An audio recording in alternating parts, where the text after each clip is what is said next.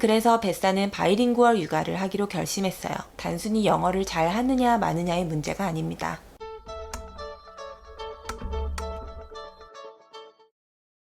안녕하세요, 뱃사입니다.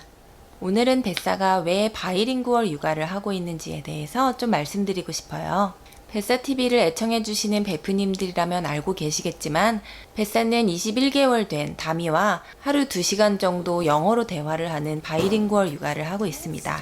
뱃사TV에서 이 두 영상 그리고 네이버 포스트를 통해 어린 아기 외국어 노출에 대해서 다뤘었어요. 논란이 워낙 많은 주제이기도 했고 한국 상황에 딱 맞는 자료를 찾기가 어려웠기 때문에 이 주제에 대해 의사결정을 내리게 되기까지 굉장히 많은 논문들과 책을 읽었고 강의까지 들어야 했는데요. 그 결과 뱃사가 내린 결론은 이것입니다. 자연스러운 방식으로 외국어를 아기에게 경험하게 해줄 수만 있다면 미룰 이유는 전혀 없다. 뱃사는 사실 다미가 영어를 잘했으면 좋겠다는 생각을 일찍부터 가지고 있지는 않았어요. 오히려 유튜브 댓글로 아기 영어 노출 시기에 대해서 문의가 굉장히 많이 오는 것을 보고 상당히 놀랐었어요. 저는 전혀 생각하지 못했던 영역이었거든요. 반면 다미가 언어 능력이 뛰어난 성인으로 자랐으면 좋겠다라는 생각은 상당히 많이 했었어요. 이거는 뱃사의 개인적인 어떤 경험에 기반한 관심이기도 했던 것 같은데요. 뱃사가 어렸을 때만 해도 초등학교인가 중학교에서 IQ 테스트를 받았었어요. 그 결과도 공유받았었고요. 다른 건 기억이 잘 안 나는데 언어 지능이 상당히 높았던 기억이 나요. 이유는 잘 모르겠지만 아마 어릴 때부터 이야기책 읽는 걸 굉장히 좋아했던 게 한몫했었을 것 같아요. 이 언어 지능이 제 삶에 있어서 공부를 하든 취업을 하든 일을 하든 유튜브를 하든 뭘 하든 간에 인생에서 정말 큰 자산이 되었다고 생각해요. 지금 말씀드리는 언어 지능은 한국어의 어떤 단어나 고급 문법을 잘 말할 수 있는 거 말고요. 개별적인 언어 스킬과 무관한 언어 지능에 대해서 말하는 거예요. 언어의 틀 안에서 깊이 있게 사고하고 글을 읽거나 말을 들으면서 핵심과 핵심이 아닌 것을 구분하고 내가 주장하고자 하는 바를 잘 표현하기 위해서 말의 순서를 잘 배치하고 이런 거요. 이런 능력이 조금 부족하더라도 일상생활 속에서 소통하는 데는 별 지장이 없어요. 그러나 회사에서 일을 한다거나 조금 더 소통이 필요한 상황에서는 굉장히 중요하죠. 그러니까 취업할 때에도 말 잘하고 글 잘 쓰는 능력이 상당히 중요해지는 거고요. 자기소개서와 면접을 통해서 사람을 뽑잖아요. 언어 지능이 높은 사람이 굉장히 유리한 게임이에요. 아무튼 그래서 다미에게도 책을 좀 좋아하는 아이로 자랐으면 좋겠다. 특히 요새는 영상이나 어떤 디지털 기기의 파워가 워낙 강력하다 보니까 책을 읽는 걸 좋아하게 될 수 있도록 특별히 좀 더 신경 써줘야지. 그리고 풍부한 대화도 많이 해줘야지. 이 정도로 생각을 했었지 외국어에 대해서 생각해 본 적은 한 번도 없었어요. 오히려 약간 부정적인 시각에 가까웠던 것 같아요. 사고는 어쨌든 언어를 기반으로 하는 건데 2개의 언어를 하는 것보다 하나의 언어를 깊이 있게 하는 게 사고력의 깊이라던가 이런 데 더 중요하지 않을까? 한국어를 제일 잘하는 게 중요하지. 이런 생각들을 했던 것 같아요. 하지만 몇 주간에 걸친 리서치를 끝내고 나서 제 생각은 많이 바뀌었어요. 2 언어를 어릴 때부터 경험한다는 거, 즉 어릴 때부터 바이링구얼 환경에서 자란다는 것은 아이들이 사고하는 방식에까지 영향을 미칠 수 있는 상당히 특별한 경험이구나. 아이들이 생각보다 여러 언어들을 잘 구분해낼 수 있고 별로 그렇게 혼란스러워하지 않는구나. 뇌 속의 2 언어 시스템은 서로를 방해하기만 하는 것은 아니구나. 이번에도 역시 내가 너무 외국어를 공부로만 배웠던 어른의 시각에서 아이들의 언어 능력이나 경험에 대해서 섣부르게 색안경을 끼고 바라보고 있었구나. 너무 자세한 이야기는 하지 않을게요. 관심이 있으시다면 뱃사 육아 바이링구얼 책에서 조금 더 상세히 설명드렸으니 한번 읽어보시면 좋을 것 같아요. 아무튼 그래서 뱃사는 바이링구얼 육아를 하기로 결심했어요. 바이링구얼 육아라는 말은 한국에서 많이 쓰는 말은 아닌 것 같은데요. 뱃사는 이 용어를 이렇게 정의해 보려고 해요. 아이에게 이 세상의 언어는 하나가 아니라는 것을 직접적이고 적극적으로 경험시켜주는 육아 방식. 한국어만 사용하는 모노링구얼이 대부분인 한국에서 우리 성인들은 언어에 갇히기 쉬워요. 아무리 초등학교 때부터 배운다고 해도 영어는 교과 과목 중에 하나일 뿐이고 영어를 진짜 소통의 도구라고 생각하고 이렇게 사용하는 사람들은 보기 드물죠.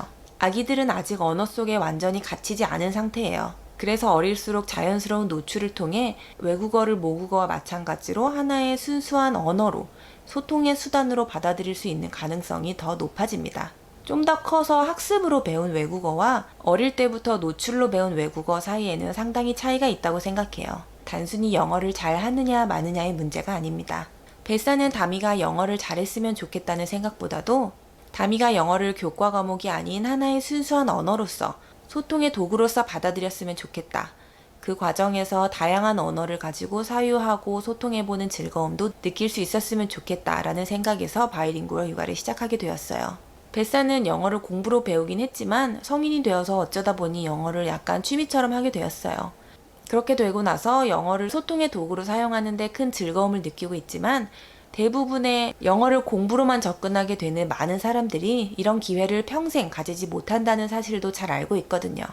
아이에게 뭔가 가르쳐야 된다. 단어 하나라도 더 알려줘야 된다. 영어를 공부해야 된다. 이런 집착을 내려놓기 어려우시다면 바이링구얼 육아를 아예 하지 않는 편이 좋다고 생각해요.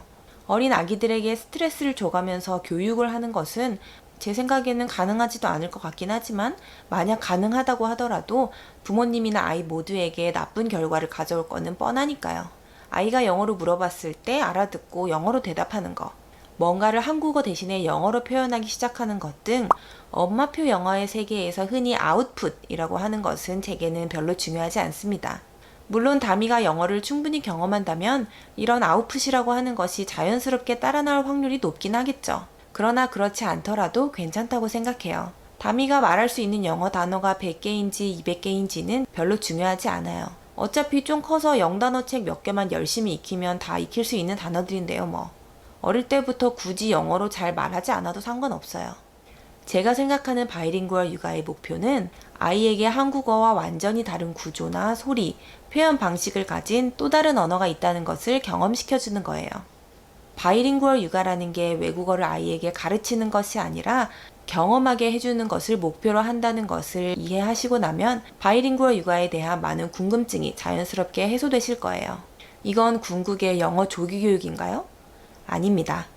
영어를 하나의 언어로 경험하게 해주려면 교육이 아니라 소통을 해야겠죠. 이를 위해서는 아기들이 아니라 오히려 부모님들이 교육을 받으셔야 돼요. 크게 두 가지 교육이 필요한데요. 첫째, 아이와 하나의 언어로 소통하는 게 아니라 두 개의 언어로 소통을 하려면 언어 계획을 굉장히 잘 짜야 돼요. 이에 대한 전략이라던가 실행 계획이라던가 이런 것들에 대한 교육이 필요하고요. 둘째, 영어 실력이 좀 부족한 부모님이라면 당연히 영어 실력을 성장시키는 교육이 필요합니다. 영어 실력이 성장해야 된다고? 그러면 내가 영어를 엄청나게 잘해야 이 바이링구얼 육아라는 게 가능한 거냐? 이것도 아닙니다. 두 가지 포인트로 말씀드릴게요. 첫째, 부모님이 꼭 프리토킹을 할 수 있어야만 아이와 소통을 할 수 있는 것은 아닙니다. 원어민이 아니라 아이와 대화하는 거니까요. 아이보다 딱 한 발짝만 앞서간다는 느낌으로 접근하시면 지금 영어를 그렇게 잘 하지 않으셔도 하실 수 있어요. 이에 대해서는 책에서 좀 더 상세히 설명드렸습니다. 둘째, 경험이라는 건 애초에 그렇게 인풋과 아웃풋을 따져가며 하는 게 아니라고 생각해요. 히말라야 산맥에 올라갔다 와서 누가 이 여정을 통해서 나의 심폐력과 지구력이 얼마나 상승했다 이렇게 생각하지 않잖아요. 산맥을 오르는 과정에서 내가 한 여러 생각들, 기억의 조각들 이런 것들이 내 삶에 알게 모르게 자양분이 되는 거죠. 그래서 참 힘들었지만 좋은 경험이었다 하는 거고요. 바이링구얼 육아도 마찬가지예요. 부모님이 아이에게 수준 높은 영어 인풋을 넣어줘서 아이가 막 영어로 줄줄 말하면 그것도 좋을 수도 있겠지만 꼭 그렇지 않아도 괜찮아요. 부모님이 아이와 영어로 소통하는 시간이 아이가 깨어있는 시간의 단 1%이기만 하더라도 0%인 것과는 크게 다르다고 생각해요. 다시 말씀드리지만 영어를 가르치는 시간이 아니라 영어로 소통하는 시간이요. 부모가 아이에게 일상 속에서 영어도 한국어처럼 하나의 언어야. 너는 엄마 아빠와 한국어로 소통할 수도 있지만 영어로도 소통할 수도 있어. 이거는 물이기도 하지만 water이기도 해. 이런 메시지를 자연스럽게 그리고 꾸준히 느낄 수 있는 경험을 선물해 줄 수만 있다면 이것만으로도 굉장히 가치가 있다고 생각해요. 물론 영어로 소통하는 시간의 양과 질이 높아질수록 아이가 영어를 사용하는 즐거움도 더 잘 느낄 수 있고 책이나 영상 등 많은 재밌는 컨텐츠들도 즐길 수 있게 되기 때문에 바이링구얼 육아가 더 수월해지기도 하고 바이링구얼리즘의 어떤 밝혀진 이점들도 더 많이 가져가게 되는 것은 분명합니다.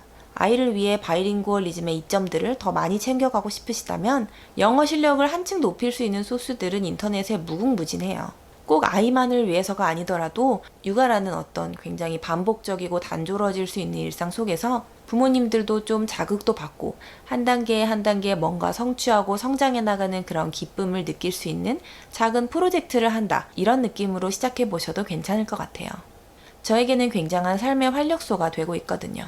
오늘 제 이야기를 듣고 바이링구얼 육아에 대해서 조금 더 알아보고 싶은 마음이 생기셨다면 곧 출간 예정인 뱃사 육아 바이링구얼 책을 한번 읽어보시면 도움이 될 것 같고요. 영어로 말하는 게 좀 어려운 부모님들을 위한 우아한 영어라고 하는 온라인 강의를 선보일 예정이니까요. 많이 기대해 주세요. 오늘은 여기까지. 뱃사였습니다.